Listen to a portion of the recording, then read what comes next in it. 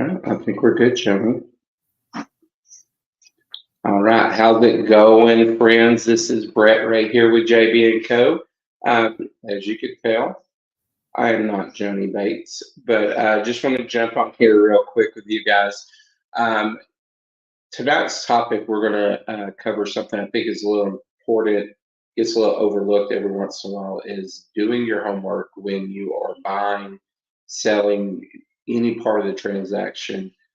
You need to have your work done beforehand so that the process is very seamless and as stress-free as possible for either you or your client. And basically what I'm going to delve into right now is when we talk about our homework, we're talking about appraisals, we're talking about inspections, things of that nature. You need your surveys, you need to look at your land maps, see if you're in a floodplain. This is the extra homework that you do beforehand that makes it as seamless as possible when you get closer and closer to the closing table. That way, when those hurdles do pop up, you can just go ahead and knock them down.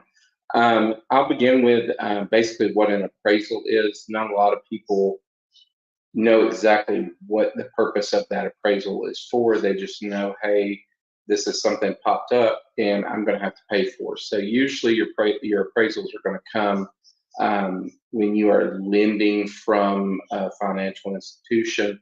They're going to require, that lender is going to require for you to have some sort of documentation on what they believe that the fair market value is for your home.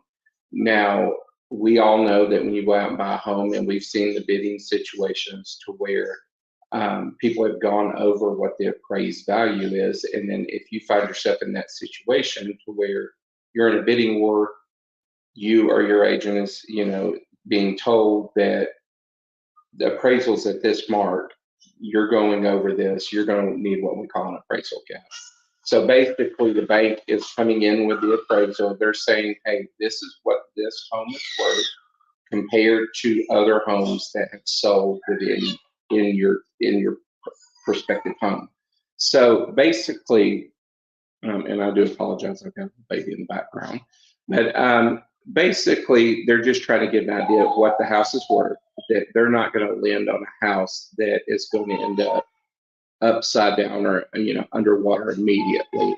Um, they're very important, but every once in a while you'll come across a situation where I had just closed a house earlier this week where the inspection came back very, very low compared to what I had found. So, or I'm sorry, the appraisal. The appraisal came back. It was about 60,000 under what our purchase price was. Went in and had to really fight for this appraisal to come back up to where it should have been in the first place. Ran a lot of current comps multiple times, submitted those into the lender just to basically explain where we were and things of that nature. Came back, we got a new appraisal, and we ended up above where we were on purchase price, and that's where you should be usually on your new construction. If it's priced right out the gate, usually you'll end up just a few thousand above. You shouldn't have any problems with that purchase price, but you should end up usually a couple of thousand above. Another thing that I think is kind of overlooked is a survey of the property, just to understand. And Joni and I, when I first joined JB and Co, we had a deal where we had some lot line disputes and things of that nature. And that if we wouldn't have taken care of it on the forefront, in a year or two, when our client went in to build a fence, we would have had more issues later on. When he went to go put a fence in, then that neighbor and our client could have had a dispute over the lot lines, and then that's when you start having issues with attorneys, and it gets very expensive very quick. Whereas we came in and just kind of knocked it out on the forefront. Everything was taken care of, and we got all the documents needed to go ahead and close that deal up. I would say inspections is probably the biggest hang up for deals, in my personal opinion. Usually, and I know Joni has had quite a few people come through on the website, and talk about the importance of inspections, but usually when we go in an inspection, whereas when we usually see them multiple times a week, that we'll see multiple houses, and we can kind of pick apart, these are your big problems and these are your smaller problems that we can kind of request. And um, I would say it's rarely happened that I've seen a client just absolutely just walk away from a home because of something that was discovered, or that it fell apart because we couldn't get it negotiated. Um, when you're listing a home, or if you're trying to sell your home, I kind of tell the people that I'm with is just go ahead and do a real quick inspection. We can get those done, and they're usually about $600 to $700 for a full-on inspection. But I know, Van, we can work out something. It's just the kind of fix-it list is, um, for a couple $100, we could have Van come in. He could do it real quick. These are the things that you need to get fixed, and then we fix those things, and your home is much more presentable um, to your prospective buyers. Most homes are going. Every home you come across is going to have an issue, and you hope that that is found, and that's what the inspector is hired for, is to go out, point out, find those problems, and to let you know how big of a safety issue it is for you as the buyer coming in. Inspections vary depending on what type of loan you're getting. Myself, I'm a veteran in VA home loans. Those inspections are known to be a lot more strict, and that's why if you are a buyer and coming in with a VA loan, you'll hear some people say, well, that's a VA loan. I kind of want to shy away from it.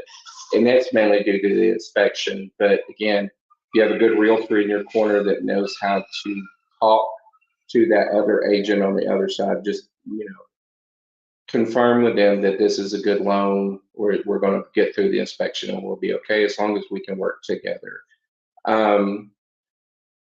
I did have, and I'm going to circle back real quick to the survey, and this goes back again. And I know I kind of, this is my first time hosting. I get a little nervous, so I can kind of ramble a little fast. So surveys, as I've done this in real estate, I've began to pick up on little things here and there. And I think it's fun to kind of pick up topography maps. And this gets into a very important subject matter of floodplains. A lot of times I've seen a lot of people moving out of the city. They're wanting to move up into the country, want to get a little bit more land. But we run across the problem of a floodplain. And a lot of people don't understand that there are a lot of regulations and requirements that counties impose and states impose that you have to meet the minimum requirements before you can build. If your home falls within a floodplain, if you're an FHA buyer, you may not be able to get that home in that floodplain or build a home in the floodplain. And it just could be something that it could be 100-year floodplain, or it could be 100-year floodway. So that's where that homework comes into play, because my personal opinion, there's nothing worse than going out, putting an offer in on a home, and then finding out you can't get it because of what the lender is telling you. There's something wrong with the home because you didn't do your homework on the front end, and then kind of makes you feel a little silly when you do that. But it is a learning experience throughout the whole process. For both buyers, and most agents are learning with a lot of the rules changes. So we are doing a lot of learning in this. So, but I will say that it's most important to kind of lean on your realtor, your agent, and make sure that they're leaning on people if they don't know the answer.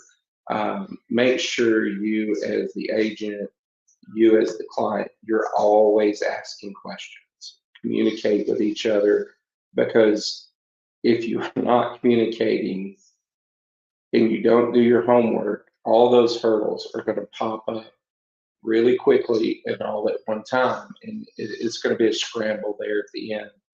And when you or your clients have been sailed very, very smooth all the way up to the closing table, and in a couple of days something pops up, it gets pretty stressful there at the end. And if you just get in the habit of trying to look ahead of what are the problems this home has when we walk through the first time to show it.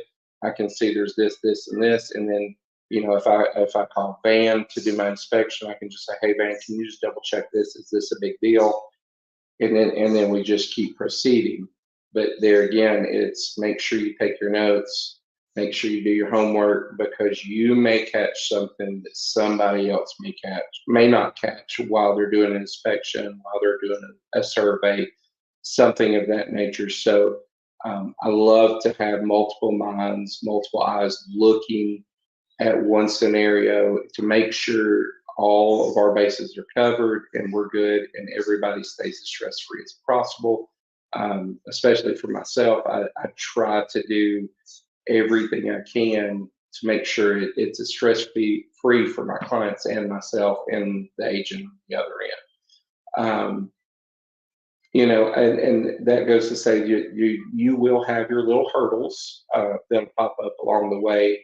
But the more you do this, you'll kind of know how to be proactive, first of all, but you can react quickly and adapt to the scenario and then just keep moving on as quickly as possible.